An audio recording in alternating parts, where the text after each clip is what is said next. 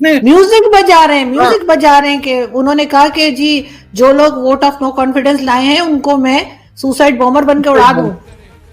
खुदकशी आराम है, मेरा तो खुद बम्बार कोश बनने को जी चाहता है कि जहां ये सारे मुल्क के दुश्मन, दीन के दुश्मन बैठे हो, तो मैं खुदकश बम्बार का धमाका करके इन सारों को नेस्तो नाबूद करूं।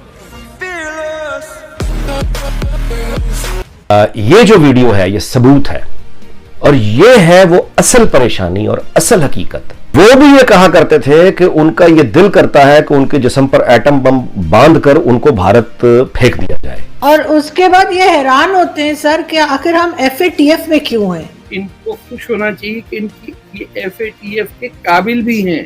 81 अफराद 81 लोग जो हैं उनके सर उड़ाए गए हैं इन वन सिंगल डे। नाज़िर, सऊदी अरब की तारीख में पहली मर्तबा एक ही दिन के अंदर 81 मुजरिमों के सर कलम किए गए हैं।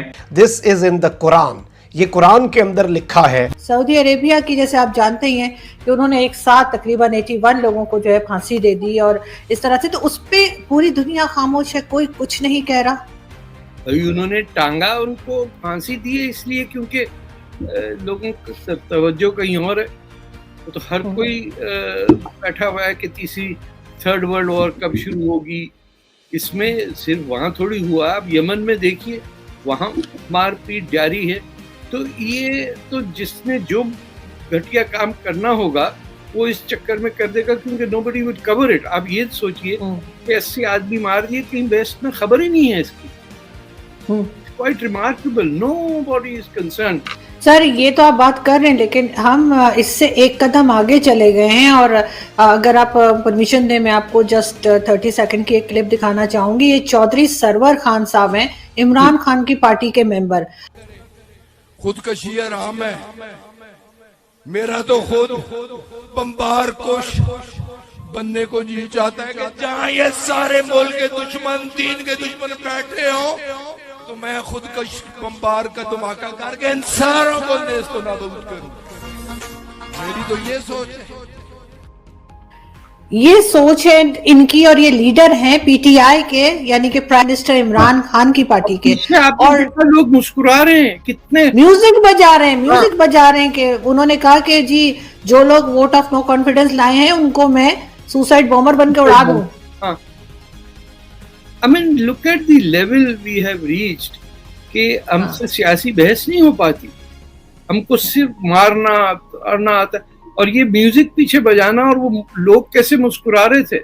मैं तो इसको देख के ज्यादा वो पीछे साहब जो थे, वाह वाह वाह की गाल की थी जनाब, मजा ही आ गया, डरा था जनाब, सब भाग गए वहां से। सो वी आर, वो एक फिल्म थी ना नेचुरल बॉर्न किलर्स, उस टाइप की कुछ हमारी हालत होगी कि we simply have no problem killing। घर जला दो, किसी का उठवा दो, किसी को फिकवा दो। तो जो सिक्योरिटी फोर्सेस जो स्टेट प्रोवाइड करती है सिटीजन को प्रोटेक्शन के लिए, वो आप सोचिए कि that has become the tool के उठवा देने के लिए। वो हमारा आदमी है DSP, वो उठवा देगा वहां से। और उसके बाद ये हैरान होते हैं सर कि आखिर हम FATF में क्यों हैं। इनकी हरकतें, इनकी बातें, मनी लॉन्ड्रिंग। देखो, इनको खुश होना चाहिए कि इनकी ये FATF के काबिल भी हैं, वरना सेंट्रल अफ्रीकन रिपब्लिक को कोई नहीं लेता कि ये क्या हो रहा है। अभी छाड़ में मरे लोग माली के अंदर, उनकी तो गिनती में ही नहीं आती ना बात। बताइए आईसिस कहाँ पहुंची हुई, माली के अंदर, और बुर्किनो फासो, और कहाँ। तो शुक्र है हमारा किसी गिनती में नाम आता है वो, क्योंकि पाव के हमारे पास बम है, तो उससे हम अपनी न्यूसेंस वैल्यू क्रिएट करते हैं, वरना हु केयर्स अबाउट अस। बस शोर बचाते हैं कि इस्लामोफोबिया बहुत है, लोग मुसलमानों से वो डरते क्या है, डरता तो कोई भी नहीं है, बस घटिया समझा जाता है ना इस हरकत को।